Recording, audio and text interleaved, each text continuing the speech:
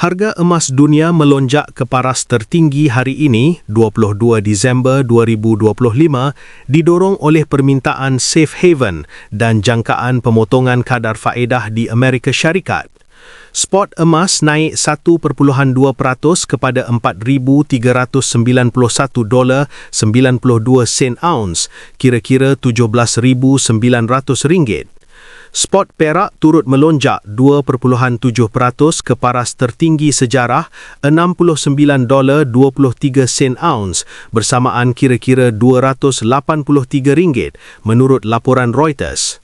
Bullion kini mencatat kenaikan sekitar 67% setakat tahun ini, memecah pelbagai rekod termasuk menembusi paras $3,000 dan $4,000 buat kali pertama.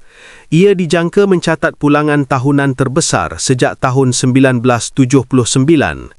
Penganalisis senior StoneX, Matt Simpson, mengingatkan bahawa walaupun emas meningkat 4% bulan ini, pelabur optimis perlu berhati-hati kerana jumlah dagangan dijangka menurun dan risiko pengambilan untung semakin meningkat.